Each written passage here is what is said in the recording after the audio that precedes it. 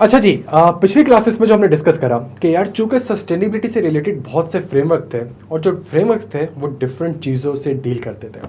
उनकी ऑडियंस अलग थी, उनके सब्जेक्ट मैटर जो थे वो अलग थे।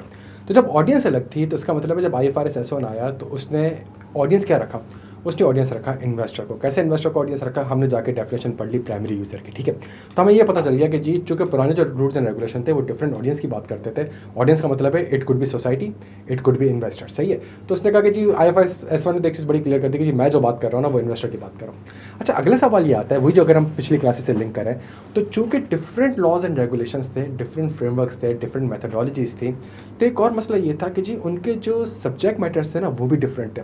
मतलब अगर एक कानून क्लाइमेट के ऊपर है, दूसरा जो है वो ग्रीन हाउस गैस के ऊपर है, तीसरा जो कानून है वो ग्लोबल रिपोर्टिंग इनिशिएटिव के ऊपर है, चौथा जो कानून है वो SASB के ऊपर है, पांचवा जो कानून है वो वाटर के ऊपर है, छठा जो कानून है वो ह्यूमन के ऊपर है। तो अब सवाल यह होता है कि जी जब IFRS, जब इतने सारे कानून मौजूद थे और एक स्टैंडर्ड की ज़रूरत थी, तो IFRS S1 में सस्टेनेबिलिटी का मतलब क्या है, IFRS S1 जो है वो किन चीज़ों से डील करता है। यहाँ पे IFRS S1 ने बड़ी एक चीज़ क्लियर कर दी है, और जो बहुत सी गाइडेंस वगैरह है उसमें एक चीज़ बड़ी क्लियर है कि यहाँ पे सस्टेनेबिलिटी का मतलब है सिर्फ और सिर्फ क्लाइमेट नहीं है, सिर्फ और सिर्फ एनवायरनमेंट नहीं है, सिर्फ और सिर्फ सोशल नहीं है, सिर्फ और सिर्फ गवर्नेंस नहीं है। यहाँ पे सस्टेनेबिलिटी एक बहुत ही ब्रॉडर टर्म है। अच्छा जी, तो अगर हम डेफिनेशन में जाएं और डेफिनेशन में अगर हम सस्टेनेबिलिटी की डेफिनेशन को ढूंढने की कोशिश करें तो सस्टेनेबिलिटी की डेफिनेशन तो मुझे नहीं मिलती, सही है। तो बहुत सी डिफरेंट गाइडेंस वगैरह मिलती है। तो एक चीज़ जो कि बड़ी समराइज करती है, बहुत सी फॉर्म्स वगैरह ने इसके ऊपर जो गाइडेंस प्रोवाइड करी है उसको थोड़ा सा समझने की कोशिश करते हैं कि सस्टेनेबिलिटी है क्या। अच्छा जी, तो सस्टेनेबिलिटी है क्या, थोड़ा सा IFRS से समझने की कोशिश करते हैं और फिर IFRS के रेफरेंस की तरफ भी जाते हैं, सही है। तो sustainability is a broader term, the term sustainability is a broader term and applies widely across the environmental, social and governance matter and encompasses a wide range of notions. सही, wide range of notions क्या थोड़े में discuss करते हैं। Sustainability is frequently linked to the sustainable development defined by the United Nations in 1987. UN ने sustainable development की एक definition बताई थी। उसने कहा था a development that meets the needs of the present without compromising the ability of the future generation to meet their own needs. सही है। तो आज से 40-50 साल पहले, 80 साल पहले जब इंडस्ट्रियल रेवोल्यूशन आया और मन के हमने जो है वो कार्बन डाइऑक्साइड गैस जो है वो एमिट करी क्लाइमेट में और एनवायरनमेंट को हमने डैमेज करा, और 40-50 साल पहले जब हमने प्लास्टिक की बोतल्स वगैरह बनाई इसलिए ताकि हमारा प्रॉफिट ज़्यादा हो जाए, वो जो प्लास्टिक की बोतल्स बनाई तो ना उसको ज़मीन निकल सकती है, ना उसको हवा ले सकती है, ना आसमान ले सकता है।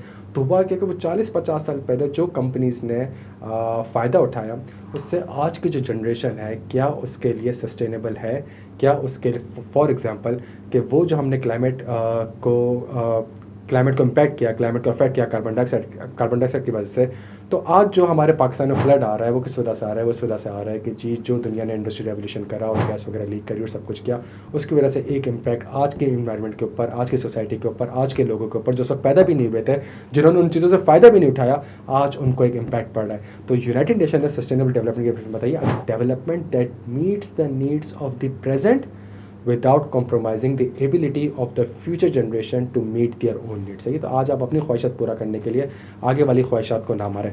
तो इसका मतलब यह है कि जो सस्टेनेबिलिटी है वो एक ब्रॉडर टर्म है, सही, वो एक ब्रॉडर टर्म है। अच्छा, ये कौन कह रहा है, ये IFRS S1 खुद कह रहा है, सही। तो IFRS S1 के मेन स्टैंडर्ड में आपको ये चीज़ नहीं मिलेगी, आपको ये चीज़ मिलेगी बेसिस ऑफ कंक्लूजन में। तो एक काम ये करते हैं, बेसिस ऑफ कंक्लूजन को रेफर कर लेते हैं। तो अगर बेसिस ऑफ कंक्लूजन 42 और 43 अगर हम देखें, the concept of sustainability is frequently linked to the sustainable development, सही, which was defined in 1987 as a development that meets the need of the present without compromising the ability of the future generation to meet their own needs.